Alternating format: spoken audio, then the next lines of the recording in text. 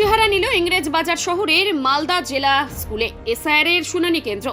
লাইনে দাঁড়ানো নিয়ে পুলিশের সামনে দুই পক্ষের মধ্যে চরম হাতাহাতির ঘটনা ঘটে। হামলায় বাদ যায়নি মহিলারাও। সোমবার দুপুরে এই ঘটনাকে ঘিরে ফের চরম উত্তেজনা ছড়িয়ে পড়ে ইংরেজ বাজার শহরে। এসআইআর শুনানি কেন্দ্রকে ঘিরে ইংরেজ বাজার থানার পুলিশ বিশাল পুলিশ বাহিনী মোতায়েন ছিল মালদা জেলা স্কুলে। অভিযোগ, শুনানির জন্য লাইনে দাঁড়ানো নিয়ে একাধিক গ্রামবাসীর মধ্যে প্রথমে বচসা শুরু হয়, যা দ্রুত মারধরের আকার নেয়। পুলিশের সামনে একে অপরের বিরুদ্ধে মারমুখী হয়ে ওঠে শুনানি কেন্দ্রে আসা দুই পক্ষের লোকজন। স্থানীয়দের অভিযোগ, উপস্থিত পুলিশ আধিকারিকদের মৌখিকভাবে জানানো হলেও প্রথম দিকে এই প্রয়োজনীয় ব্যবস্থা নেওয়া হয়নি। এর জেরে এই পরিস্থিতি আর উত্তপ্ত হয়ে ওঠে বলে দাবি। এই হামলায় আহত হন ইংরেজবাজার ব্লকের যোধপুর এক গ্রাম পঞ্চায়েতের কংগ্রেস দলের নির্বাচিত সদস্য আসিফ ইকবাল। অপরদিকে তার দলবল পাল্টা হামলা চালালে নরহাট্টা গ্রাম পঞ্চায়েতের বুধিয়া এলাকার একদল ভোটারও আহত হন বলেই অভিযোগ। দুই পক্ষের সংঘর্ষের মাঝখানে পড়ে গুরুতর আহত হন লাইনে দাঁড়িয়ে থাকা এক বৃদ্ধা। তার নাম রিনা বিবি, বয়স 60, বাড়ি ইংরেজ বাজারের যোধপুর এলাকায়। তাকে চিকিৎসার জন্য হাসপাতালে পাঠানো হয়েছে বলে জানা গেছে।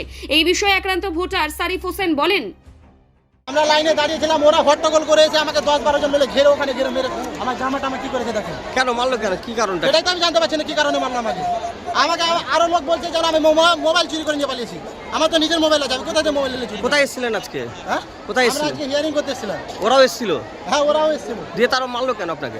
সে তো বুঝতে পারছি না কি কারণে মারলো আমাকে। এখানে কি পরিস্থিতিটা কেমন? এখানে পরিস্থিতি তো খুব, আমাকে মারার জন্য খুব, ওরা ছেলেটা লুকিয়ে গেল তো। কোথায় বাড়ি আপনার? আমার বাড়ি বুধিয়া। কারা মারলো আপনাকে? আমি তো চিনি না তাদেরকে, কি ছিল। পুলিশ তো ছিল? পুলিশ ছিল, পুলিশ বাবুরা কোনো হেল্প করেনি আমাদের, কিছু করেনি? ওই হেল্প করেনি, এখনো হেল্প করছে না। এই বিষয়ে আক্রান্ত গ্রাম পঞ্চায়েত সদস্য তথা ভোটার আসিফ ইকবাল বলেন, এখানে আমাদের যদুপুর ওয়ানের জোহরপুর বুথ 252 নম্বর বুথ, তার নোটিশের হিয়ারিং চলছে। এখানে সামান্য একটা গণ্ডগোল হয়েছে তা না, এখানে প্রশাসন কোনো ব্যবস্থা নেই, লাইন মেনটেন নেই। এখানে মহিলা ও ছেলেদের লাইন একটাই, ঢোকার রাস্তা একটাই, ওইখানে নিয়ে একটা গণ্ডগোল হয়েছে আমাদের মধ্যে, ধাক্কাধাক্কি হয়েছে।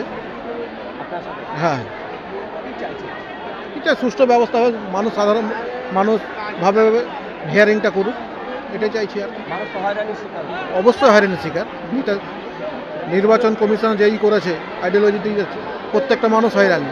সে যার সঙ্গে আমাদের হাতাহাতি বা ঝামেলা হলো তারাও তো ভুক্তভোগী।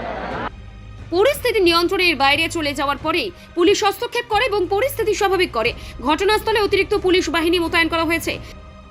মালদা থেকে পরিতোষ সরকারের প্রতিবেদন, নিউজ টুডে।